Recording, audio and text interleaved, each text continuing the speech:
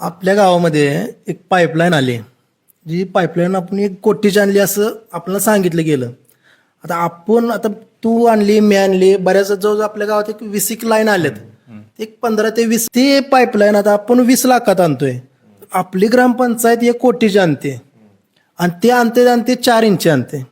आपण आणलेली लाईन 6 इंची आहे. बरोबर आहे. 6 इंचीची लाईन आणि 4 इंची लाईन भरपूर फरक आहे आणि ती सुद्धा आता सद्यस्थितीत चालू नाही. त्याच्यात तुझं काय म्हणणं आहे? तर ह्याच्यावर शासनानं किंवा आपल्या ग्रामस्थांनी ह्याच्यावर विचार करायला पाहिजे होता की 1 कोटीची लाईन आणून जर ती गावाला जर पाणी मिळत नसेल आणि ती बंद अवस्थेत असेल तर त्याचा खुलासा करायला पाहिजे होता काय झालं ऍक्च्युली.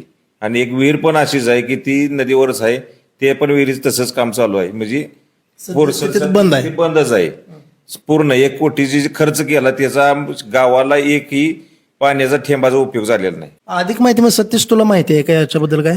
त्या संदर्भात जे काही एस्टिमेट आहे ते आम्ही बघितलं तर बराच किचकट विषय आहे तो. खरं तर 12, 13, 14 या दरम्यान त्या पाईपलाईनचं काम केलं होतं ग्रामपंचायतीनं.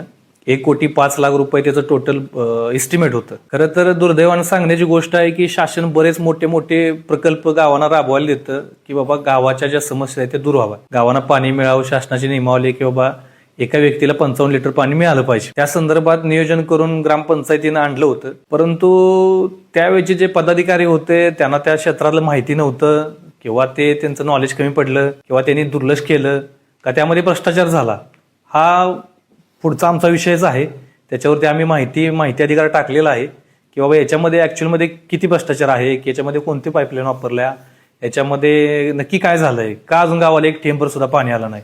खाजगी म्हणजे वैयक्तिक ज्या लोकांनी आणलं त्यांनी 11 लाखात, 15 लाखात, 20 लाखात पाईपलाईन चालू आहे, 15 वर्ष झालं चालू आहे.